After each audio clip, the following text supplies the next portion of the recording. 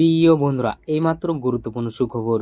আবাস যোজনা প্রকল্প নিয়ে গুরুত্বপূর্ণ সুখবর। আবাস যোজনা প্রকল্পের টাকা ছাড়লো কেন্দ্র সরকার।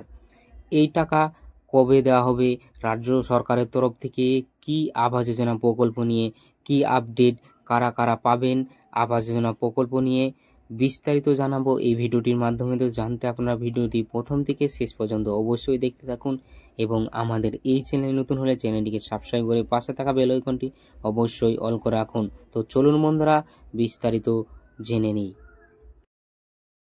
কথায় বলে ঘর শত্রু ভীষণ, এবার সেই সব ভীষণেরাই দেখতে পাচ্ছে ঘর শত্রু ঠিক কাকে বলে। প্রায় 3 বছর ধরে বাংলাকে আবাস যোজনার টাকা দেওয়া বন্ধ করে রেখেছে কেন্দ্রের ক্ষমতাসীন নরেন্দ্র মোদী সরকার। সেই টাকা আটকে রাখার পিছনে অভিযোগ তোলা হচ্ছে দুর্নীতির। কিন্তু সেই সব দুর্নীতি খতিয়ে দেখতে কেন্দ্র থেকে একের পর এক প্রতিনিধি দল পাঠানো হয়েছে বাংলায়, কিন্তু তারা কোনো দুর্নীতি খুঁজে পাননি। তবুও টাকা আসেনি, কেননা সেই টাকা আটকে রাখার নৈপথ্যে কাজ করে গিয়েছে বঙ্গ বিজেপি নেতাদের নোংরামি। তারাই দলের শীর্ষ নেতৃত্বকে পরামর্শ দিয়েছিলেন বাংলার প্রাপ্য আবাসের টাকা যেন আটকে রাখা হয়।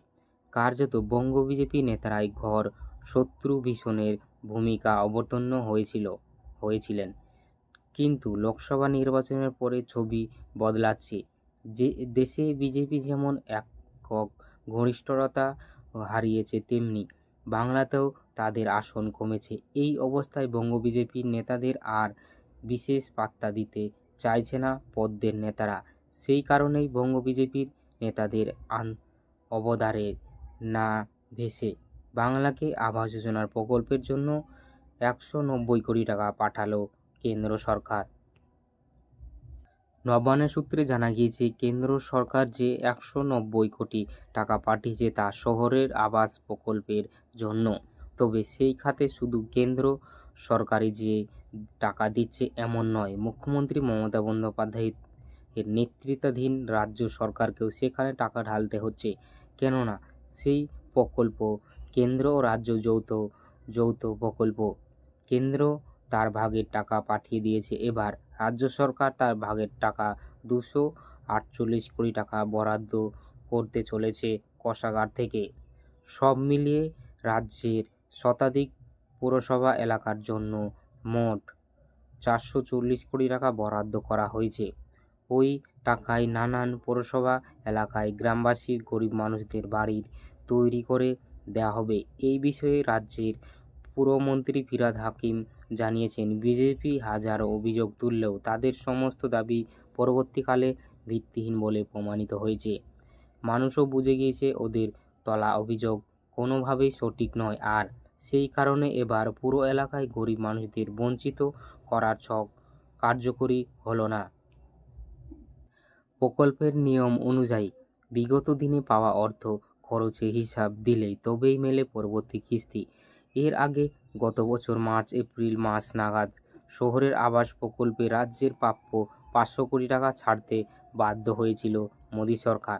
সেই টাকার খরচের হিসাব যথাযথভাবেই দিয়েছে রাজ্য সরকার। তারপরে এবার আসছে পরবর্তী পর্যায়ের 190 কোটি টাকা। ফলে এক্ষেত্রে রাজ্যের বিরুদ্ধে অভিযোগ তোলার সমস্ত দরজা বিরোধীদের কাছে বন্ধ হয়ে গেল। আবাস প্রকল্পের দুর্নীতি নিয়ে বঙ্গ বিজেপির দাবি একেবারেই ধোপে টিকল না।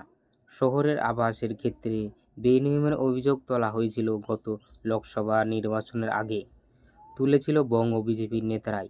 কিন্তু এখন তাদের সেই অভিযোগ পুরোপুরি খারিজ করে দিল কেন্দ্র। নবান্নের আধিকারিকদের দাবি, এই প্রকল্পের অধীনে নির্মিত বাড়ির গায়ে কেন্দ্রের ঠিক করে দেওয়া লোক বসানো সহ অন্যান্য একগুচ্ছ শর্ত ছিল। সেগুলি ঠিকমতো মানা হচ্ছে কিনা তা দেখতে বাংলায় পর্যবেক্ষণ দলও পাঠিয়েছিল কেন্দ্রীয় সরকার। তারা পরিদর্শনে এসে রাজ্যের পুরো এলাকায় আবাস প্রকল্প নিয়ে কোনোরকম অনিয়ম খুঁজে পাননি। বাংলাকে ক্লিনচিট দিয়ে কেন্দ্রের কাছে তার রিপোর্ট জমা দিয়েছিল। সেই সূত্রেই টাকা এসেছে। তো বন্ধুরা, বুঝতে পেরেছেন যে শহর এলাকায় আশা করি বিষয়টি বুঝতে পারলেন যে শহর এলাকায় পৌরসভা এলাকায় যে আবাস যোজনার প্রকল্পর 190 কোটি টাকা কিন্তু কেন্দ্রের যে ভাগের টাকা, সেই টাকা কিন্তু 2024-25 অর্থবর্ষের কিন্তু টাকা পাঠিয়ে দিয়েছে কেন্দ্র সরকার। এবার কিন্তু রাজ্য সরকার সেই টাকা কিন্তু পৌরসভা এলাকায় যে আবাস প্রকল্পর যারা পাবেন বাড়ি, তাদের টাকা কিন্তু দিয়ে দেওয়া হবে। তো বন্ধুরা, গ্রাম এলাকায় যে পঞ্চায়েত এলাকার কিন্তু টাকা এখনও কিন্তু কেন্দ্র সরকার এখনও দেয়নি।